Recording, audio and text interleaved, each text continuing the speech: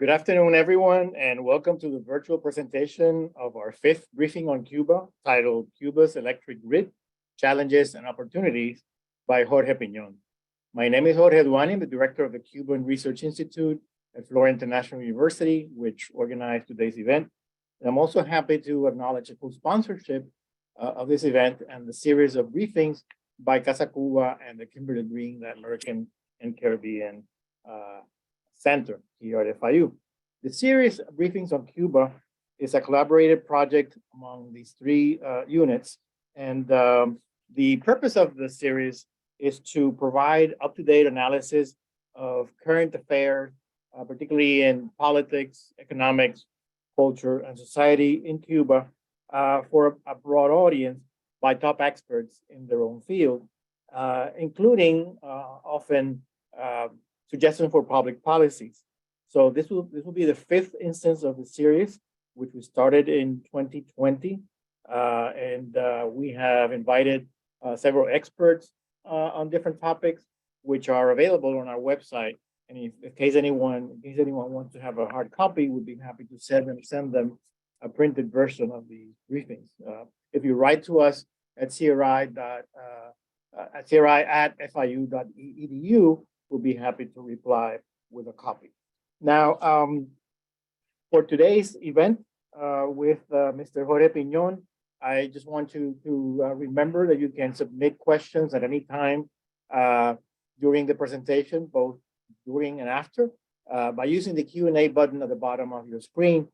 And then at the end of the talk by Jorge Piñon, I will compile as many questions as possible, and we will interact that way with the audience. So I'm pleased to introduce our guest speaker today, Jorge Piñon, who is an energy fellow at the Energy Institute at the University of Texas at Austin.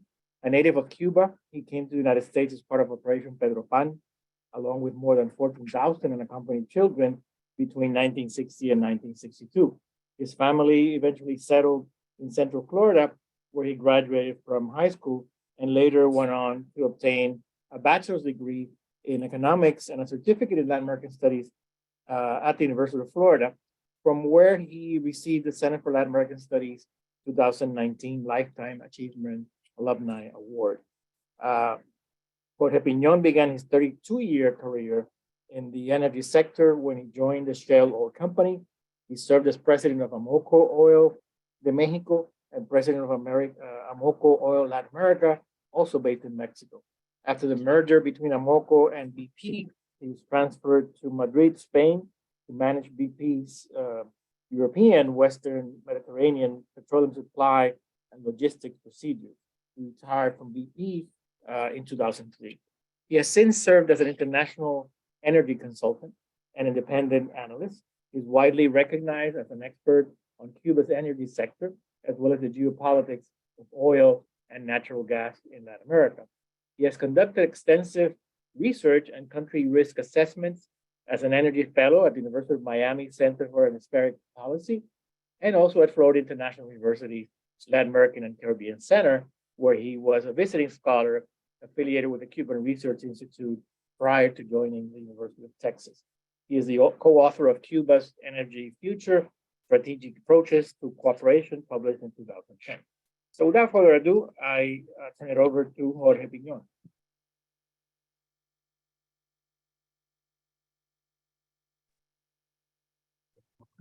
Thank you, Jorge. Thank you so much for your kind introduction. Before I go on, I wanted to share with everybody that I'm under the weather, or as my mother will call it, hijo tienes destemplanza. But for all practical purposes, I'm alive and kicking, and we'll get through this presentation. Let me go ahead and see if we can bring a PowerPoint that I have put together. Let's see if the host allows me to do that.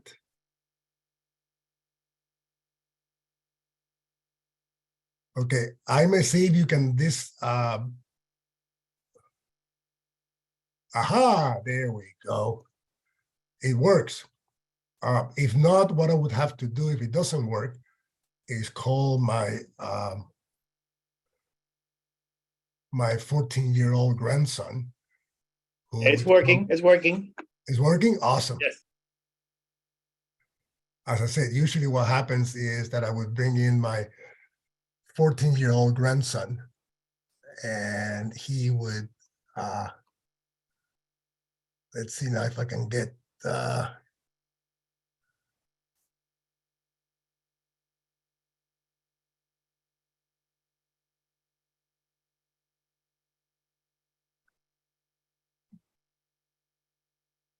there we go. Again, thank you, Jorge Duani, and thank you to FIU and the rest of the sponsoring organizations for hosting this chat or this conversation. A couple of things. I'm going to go through at least 6 to 8 slides that I hope are not too technical, but you need to understand the magnitude of the problem. And then afterwards, we'll go through a number of slides that will address the challenges and, yes, opportunities that Cuba's energy sector has. Remember that in every economy, particularly in transitional economies, a reliable, affordable, and clean energy is essential for economic growth. And regrettably, that's what Cuba doesn't have. So for today, or most important for tomorrow, Cuba needs to take a look at its timeline of what they want to do with their electricity sector. Our position is that since the summer of 21, Cuba's electric grid has been at the threshold of a total collapse. We saw it in the summer of 21. We saw it on the summer of 22. And we saw it again last week when there was a deficit of as much as 600 megawatts, generating about 13 hours of blackouts throughout the island. Let me take you first to where Cuba's electric power sector is today. This is rated capacity, and rated capacity is what we call the boilerplate capacity that the generators manufacturers certify that these units can run continuously at. Very seldom does any country achieve 100% of installed rated capacity, 85, 90%. Cuba today, we believe, because they don't give us these numbers, is about 65%. Because again, the units are old, they need maintenance, they need capital maintenance, which they don't have, and they can't push them. They really have to be very, very careful. Remember that Cuba's electric power system is in a interconnected grid. So any unit that falls along that grid needs to be picked up. The megawatts that it loses has to be picked up by the other units, and those other units are already in trouble. So it's a domino effect that takes place once they lose one of the units. All of the figures that I'm using here today, so there won't be any discussion, is from the Cuban government, either from UNE, which is the grid operator, Cuba Debate, and the 2 or 3 television appearances from the 2 most recent energy ministers earlier this year or last year. So as you can see here, about 80% of Cuba's electric power capacity, installed rated capacity, is crude oil and diesel, thermoelectrics, and then of course the distributed generation or the grupos electrógenos that were introduced as a temporary solution to what was a structural problem by Fidel Castro back in 2006. So 80% is oil, 9% is natural gas. This natural gas is associated natural gas. Cuba doesn't produce natural gas. What Cuba produces is oil. And within that oil structure, there is natural gas that they're able to recover and turn it into electric power. And that's what this is. By the way, we have seen natural gas production, according to Share It, which is their partner, drop by about 26% in the last 5-6 years. So this piece of the pie really is going to play a lesser role in the years to come. Then we have, and again, remember, this is 2021, 300 megawatts from the floating Turkish power plant. Again, just like in 2006 with the Grupos Electrógenos, another short-term band-aid solution to solve what we're going to share with you is a structural problem. We have an issue with biomass. The biomass data not only comes from UNE and ONE, but also from Cuba. And this is a figure that is difficult for us to track down because what we're interested in, not so much the biomass electricity that Cuba is producing, but they're supposed to be putting into the grid 15% of that production. So we think that this number is a bit exaggerated, and we'll talk about it here in a minute. And then you have renewables, which is about 5%. The good story on renewables is solar. They have really expanded solar in the last 5 years, and that's doing well.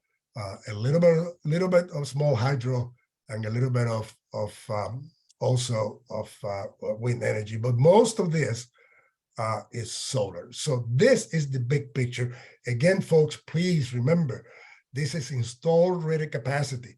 This is not the capacity of the system. This is installed capacity. Now, let's talk about the problems.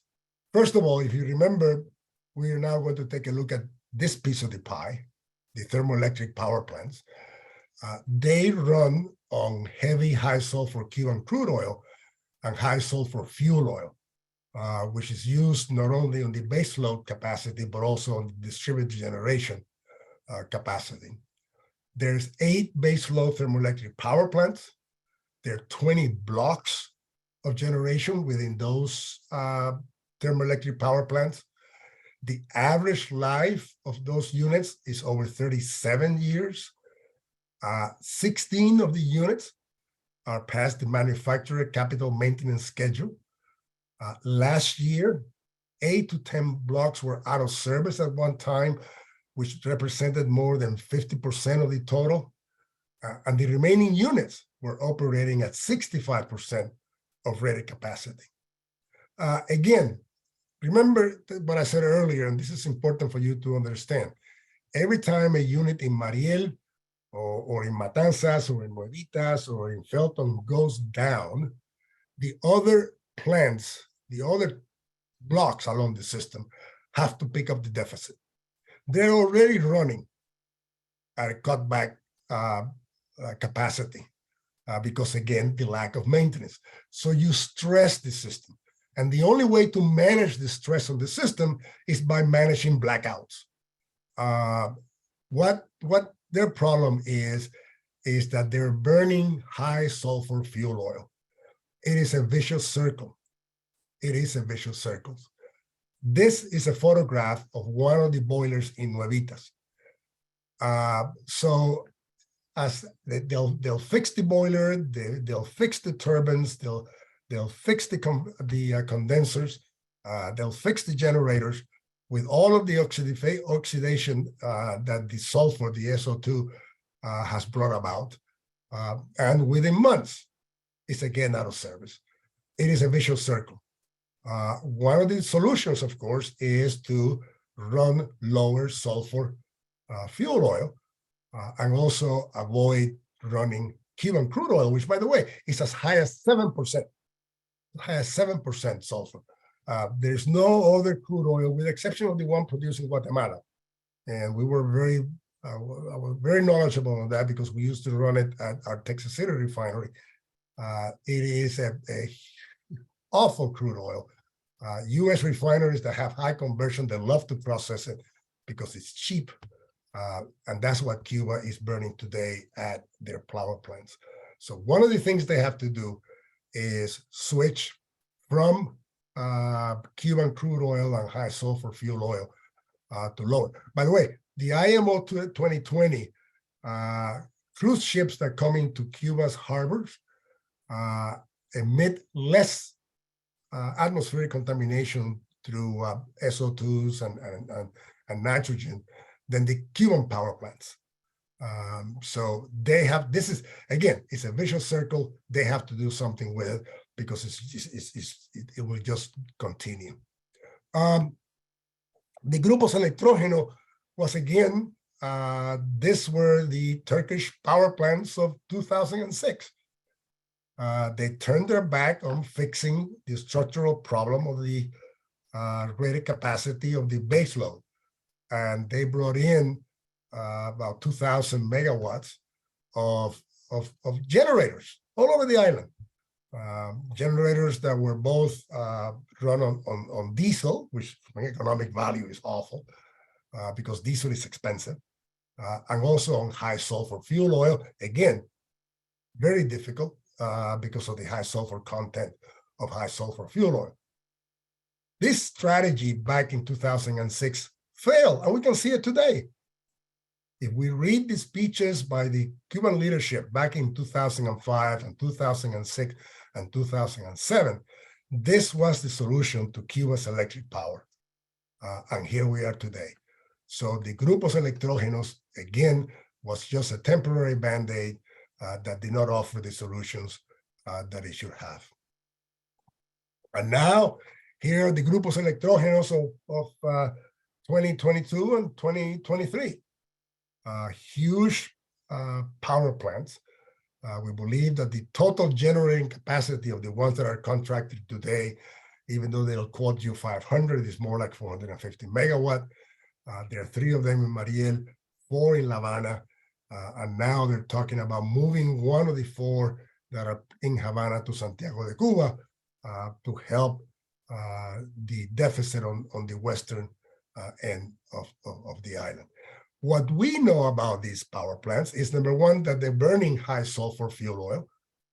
So the contamination that we talk about in our report is very high, air pollution.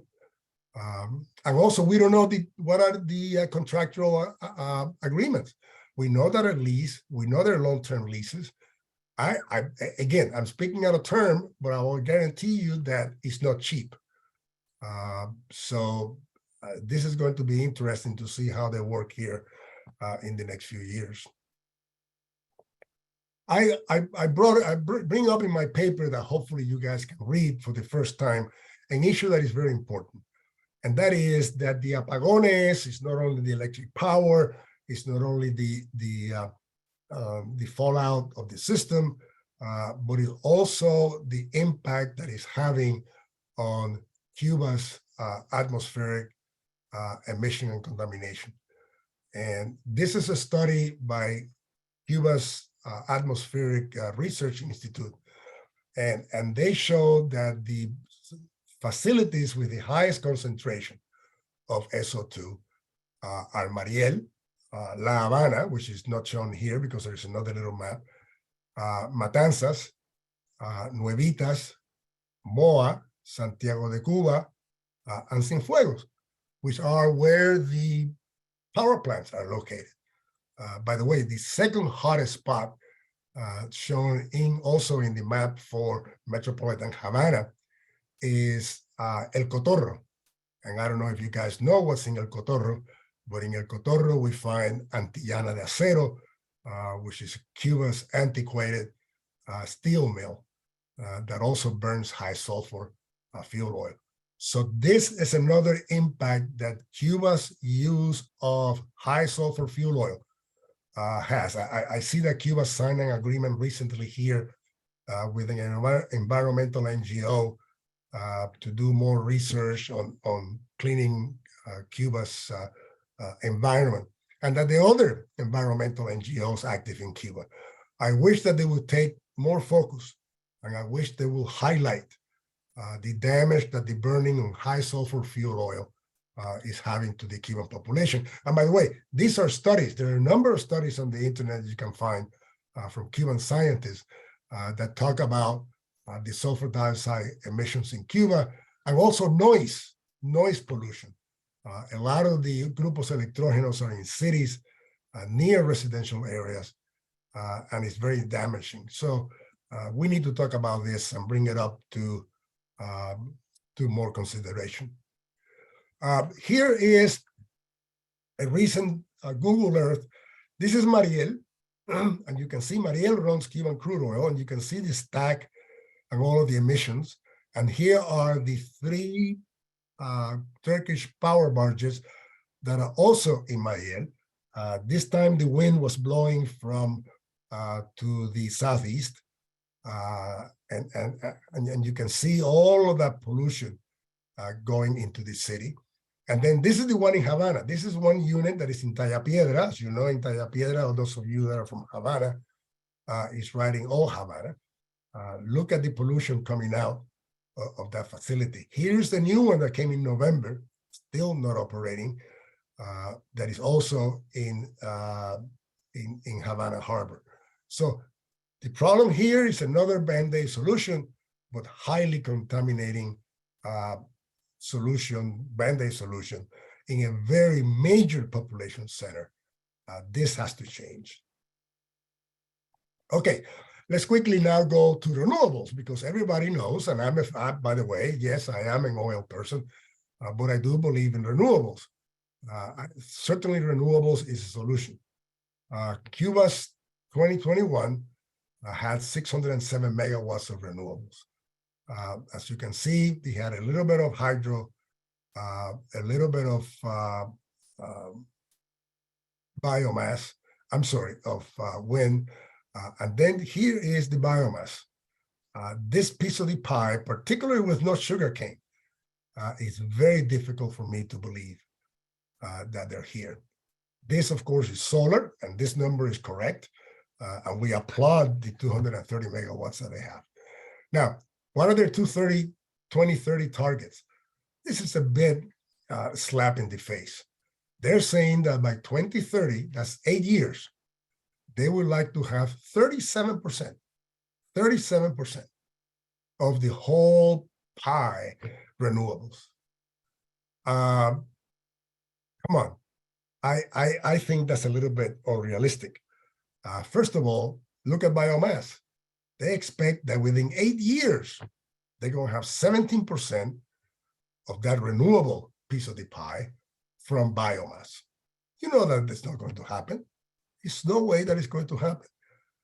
And again, on wind, there's no major wind facility that is operational today. Solar, boy, they're going to have to spend a lot of money to bring up the current 230 megawatts to 2,000 megawatts of solar. By the way, for this amount of solar to be efficient, you're also talking about utility scale storage. So you have your solar photovoltaic generating program next to a storage, utility scale storage, that can then provide electricity during hours of uninterrupted service, which is what renewables is during the evening, for example. So this is doable, especially in small cities. I mean, small cities in which you have 5,000 inhabitants. This is a good outturn, but again, it has to be with utility scale storage. And if this is the 37%, they don't talk about the remaining 63%. It's interesting. They talk about 37% by the year 2030. Everybody that reads it applauds it.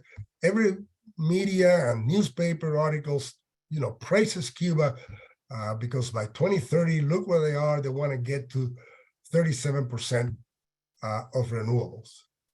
Really? Really? And then they don't talk about the remaining 63% of the pie. What are they going to do? Are they going to continue burning high sulfur fuel oil? How about natural gas, which is a switching fuel in every country in the world today, from coal and from oil to natural gas? we're disappointed that Cuba put this together. They did it in Glasgow at the COP conference in Glasgow. They did it at last year's conference in Egypt. And they keep promoting the 37% of renewable by 2030, and everybody applauds them. So I wish there will be more transparent and tell us how are they going to achieve that, particularly in biomass. Look at that, 612 megawatts, 17%. And remember, this is contribution to the grid of biomass. It's I don't know, it really personally upsets me when we see these figures, particularly when we see these figures and we see environmental NGOs applauding them, and they don't ask the tough questions about how you're going to get there. Okay, let's talk about a couple of things that have failed.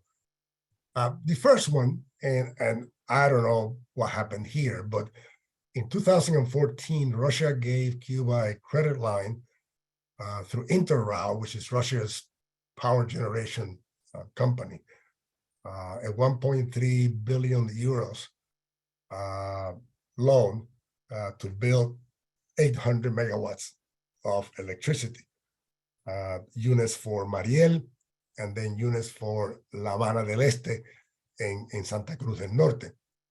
It never materialized, nothing, it just disappeared. So finally, last year in Cuba Debate, a small item appeared in which they said that the reason that they were able to execute this loan is because Cuba did not have the 10% prepayment that was asked for them to generate or to start the project.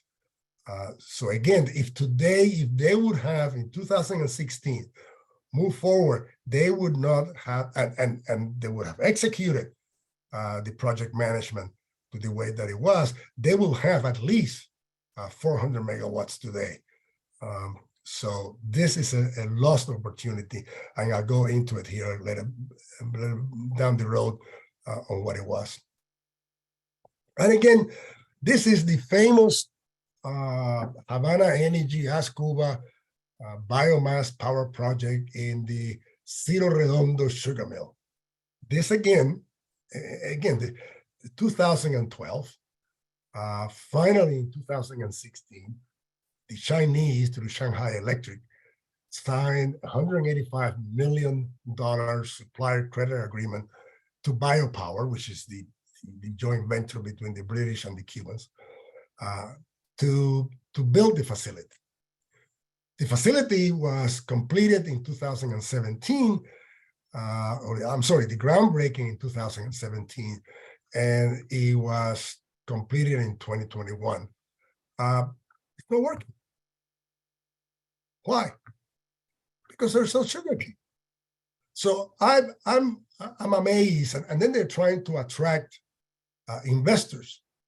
How am I going to invest in an electric sugarcane biomass facility if as Cuba, forget about the take-or-pay agreement from UNE, if as Cuba cannot guarantee me the supply of feedstock? This is a middle process that has a beginning and an end.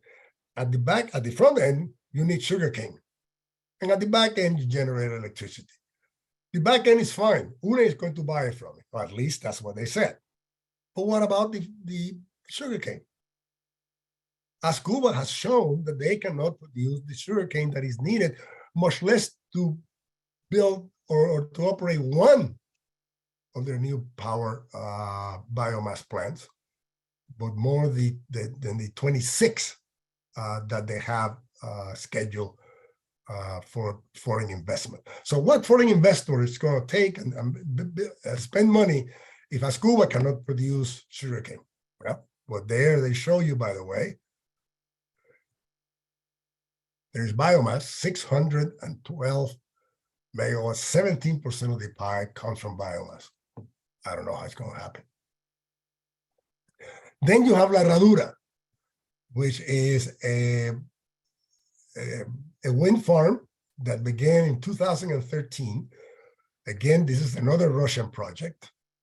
And I'm sorry, a Chinese project. The equipment already arrived, by the way, since 2018, and they're only going to build now 22 instead of the 54, and they're still not completed. And they're not completed due to cost overruns. And also, and you can see it here, if you see it in Google, I encourage you to go to Google and take a look at the Eradura, because you can see all 54 wind turbines, the foundations where the wind turbines are going to be. They're very close to the ocean. So what happened is, and here you can see them pumping water out of this foundation, they have saltwater intrusion. And for those of you that are engineers or are familiar with this, you know what salt water does to concrete. So again, they now are only going to build 22 of them, and they're still far from getting them off track. This is interesting. I picked it up. I am sorry. I do read Cuba Debate every morning. I do read Drama every morning. Because I have to understand how they present their narrative. And when Miguel Díaz-Canel came back from China, he had an interview in Cuba Debate. And one of the things that he said that the Chinese made very clear is project management. And he says that they have to learn how to be efficient, how not to waste resources, how to achieve adequate returns on investments, how each time we are more serious and more effective also in projects that we propose to continue expanding our cooperation with China. I remember perfeccionamiento empresarial, which was one of the things that they were trying to do. Everything was perfeccionamiento, which was how do we improve the way that we manage our projects. Well, they certainly are not doing a good job when the Chinese brought it up in Díaz-Canel's visit to China in November. Another one was a project, and this is interesting because this was a major project from two very serious companies, Siemens from Germany and Total, and they put on the table a project for Cuba to build a natural gas regasification plant, and also a 600 megawatt power plant, LNG power plant in Matanzas. I think this is a little bit too big of a project. I don't know, but we calculate that between the floating storage and regas unit and the Greenfield plant, you're talking close to $1 billion. This, of course, was turned down. Because at the end of the day, my understanding is that the question was, who's going to pay for it? Siemens and Total were willing to put their assets and their risk, but the question that they had is, who's going to pay for it? Is it going to be the Cuban consumer that is going to have an economic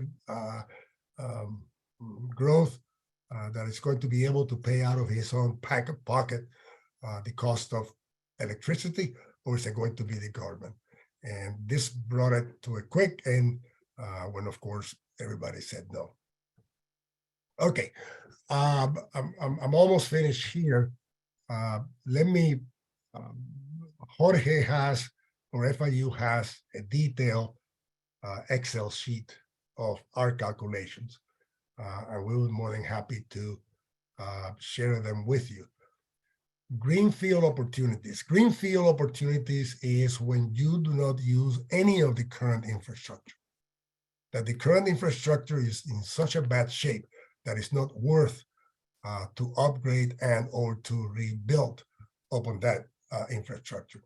I was recently in the Dominican Republic and spoke to some European power companies, two of them who had been to Cuba, and they said that no, that as far as they're concerned, they would rather build a greenfield baseload LNG facility because the ones that are there or the infrastructure that's there, it's not good. This, by the way, is also the comment that I received from a Brazilian sugar person that went to Cuba in one of the early visits with Lula when he was president, 10, 15 years ago.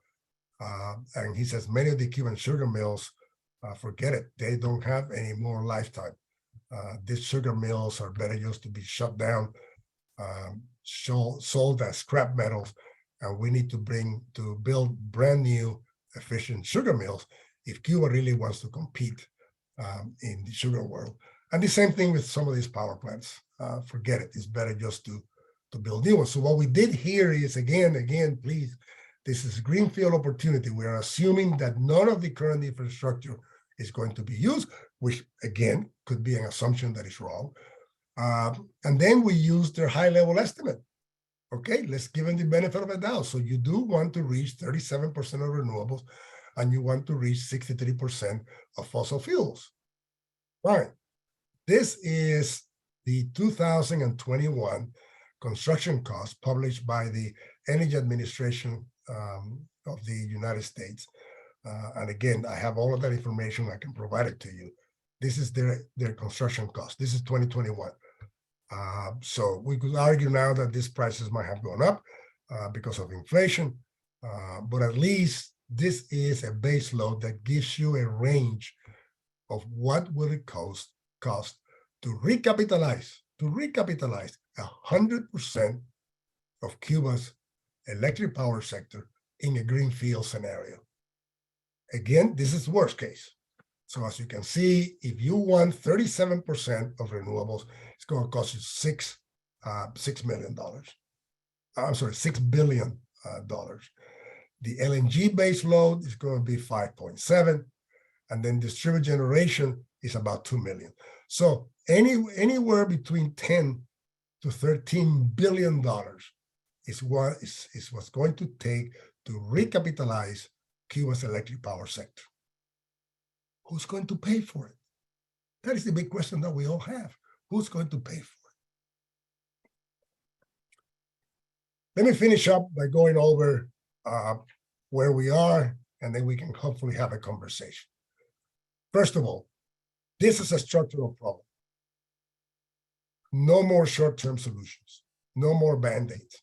If not, you're going to keep doing it and doing it and doing it and doing it, and then it's going to get worse. We believe that recapitalization of the base load is the only long-term solution. And again, long-term solution is going to take 5 to 8 years to complete. We believe that their strategic 2030 plan is unlikely to produce the desired results of 37% of renewable energy mix. So please, NGOs, stop applauding that target of the Cuban government. By the way, we welcome them. I mean, we think that they ought to have a big piece of the pie on renewables. We support renewables, but please don't insult our intelligence by telling us that you want 37% of renewables by the year 2030. That's 8 years? It's just not there. Again, if you really want to support solar, you need utility scale energy storage, and that's very important. Please, air pollution, environmental cost. You need to address it. Cubans are getting sick and they're dying because of atmospheric contamination from the emissions of these power plants.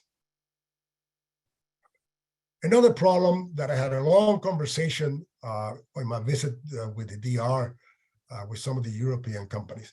They said, Cuba has to be very careful that if they buy now some of these new plants from Russia, China, or Venezuela, let's say, which are the countries in which they have some political supply relationship, they don't lock themselves into an efficient technology.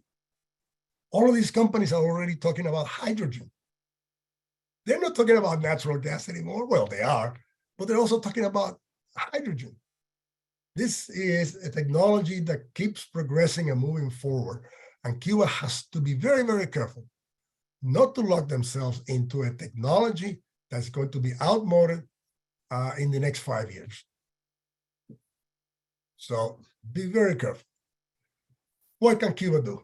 Well, first of all, Cuba has to decentralize its economic model. And the best example is sugar.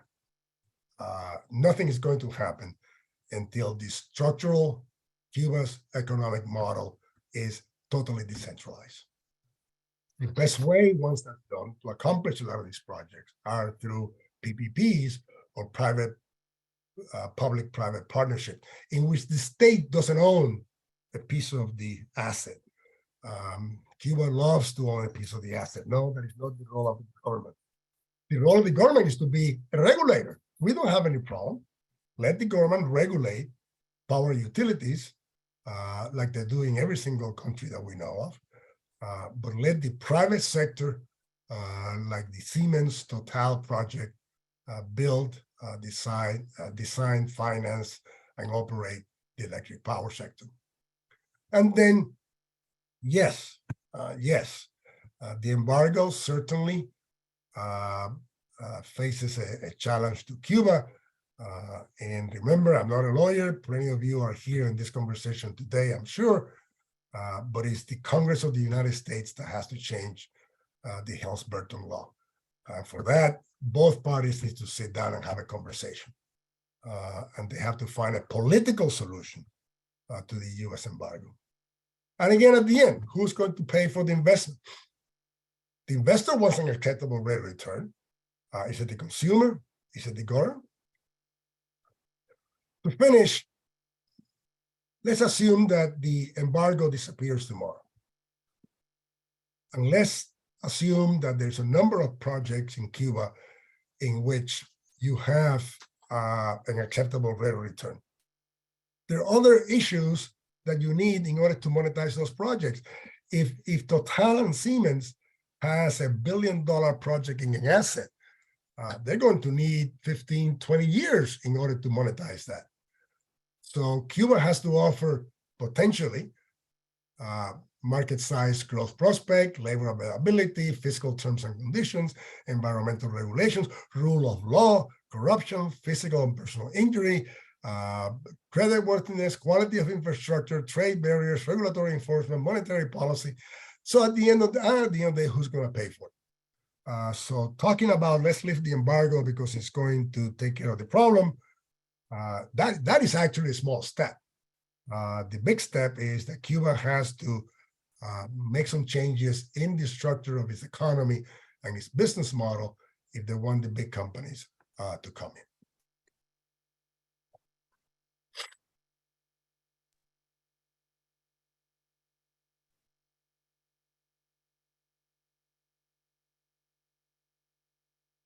Thank you, George. Thank you, Jorge.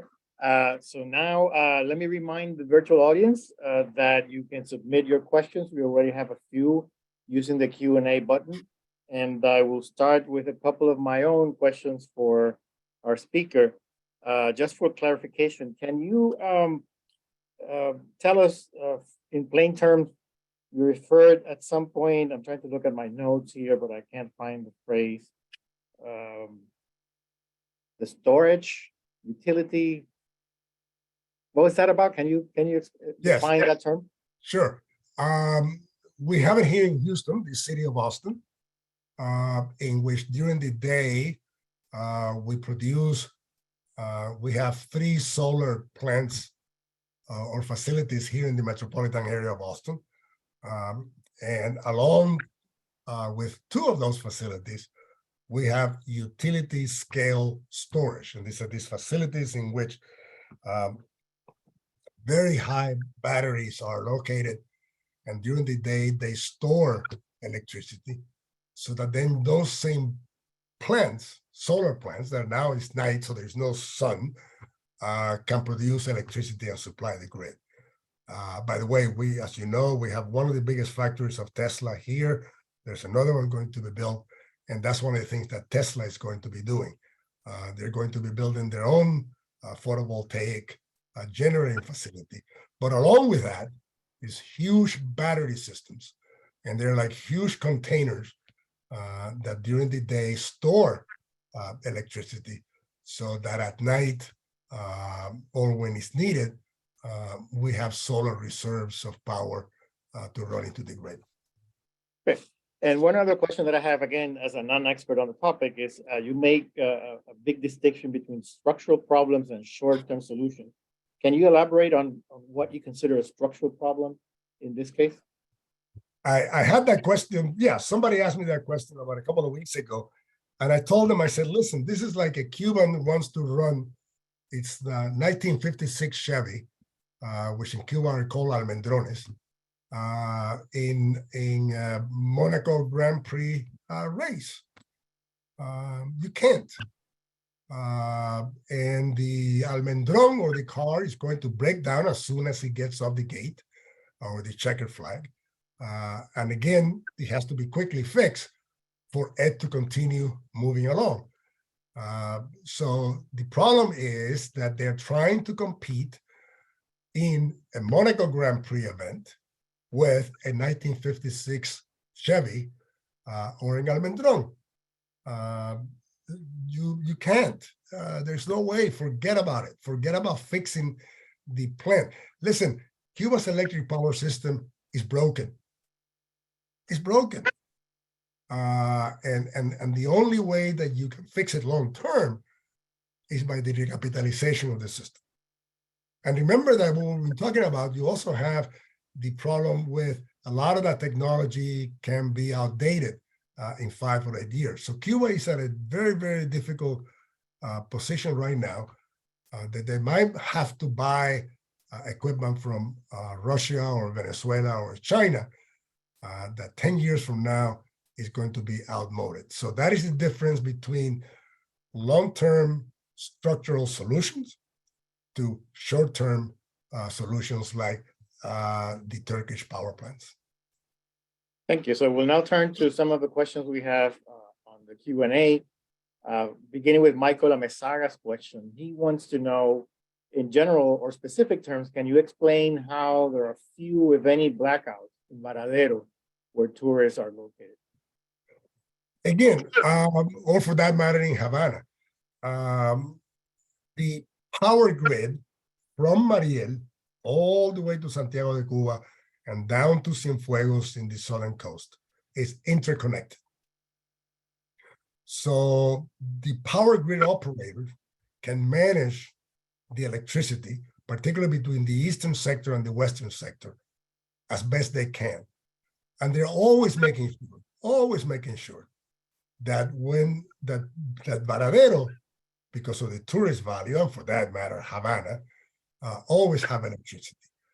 To again, that is the advantage of an interconnected system, that you can manage the apagones, you can manage the deficits by cities.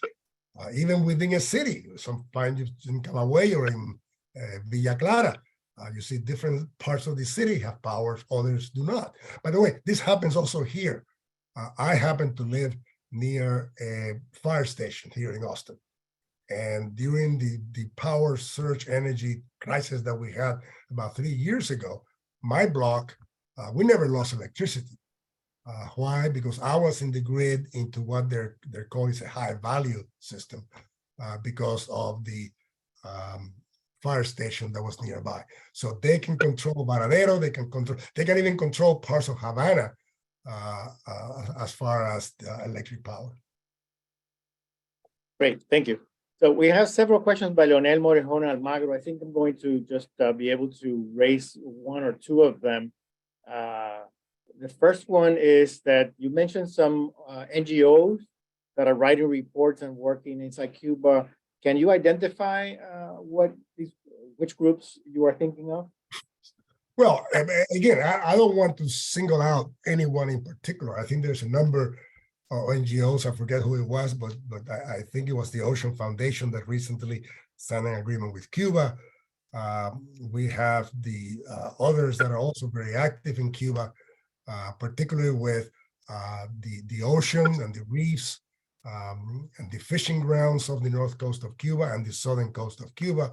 So all that I'm talking about is I am urging all of the NGOs that are active in Cuba on the environmental sector to please also address the atmospheric contamination of the power plants.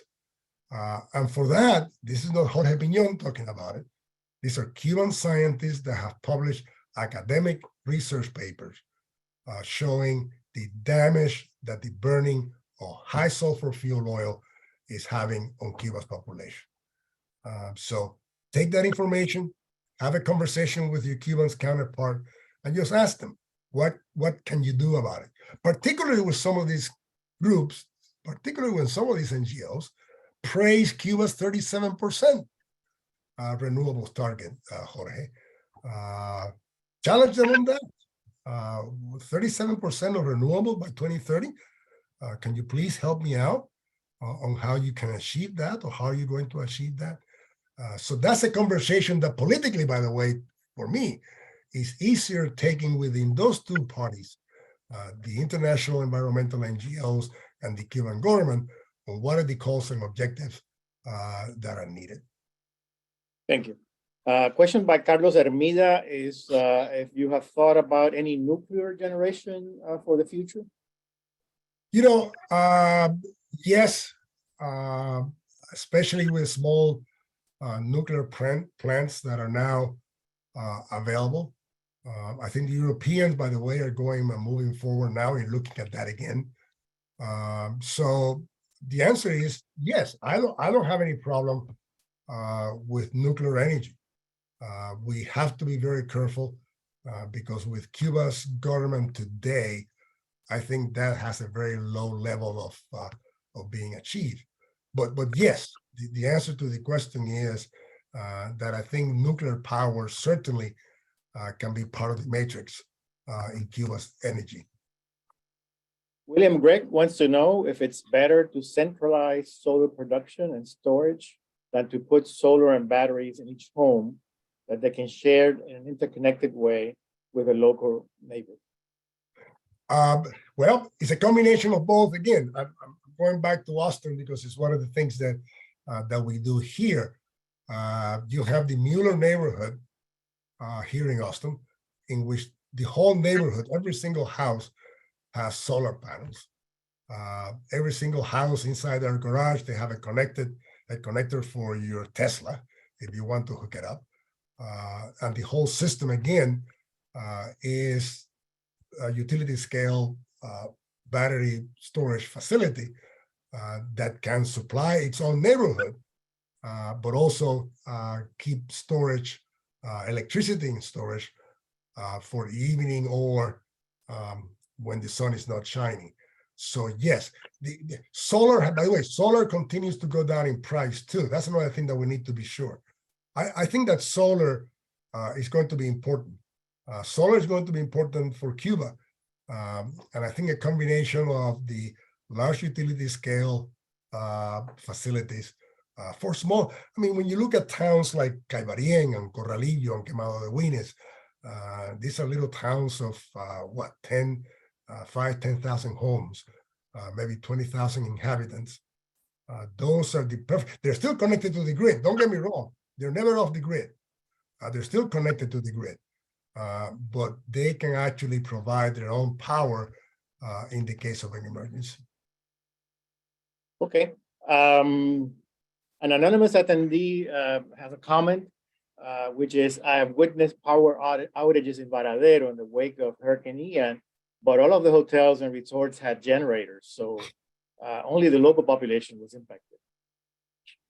Yeah, that's, I think in most places, well, in fact, in Florida, most public service, whether they're hospitals, hotels in Miami Beach, a lot of these folks have their own, mostly diesel power generators that are seldom used, but certainly they do provide a backup in the case of weather event like hurricanes. So yes, hotels, tourism is very important for Cuba as a revenue generator. So they're certainly going to do the best they can to keep the lights on in the hotels. Yeah.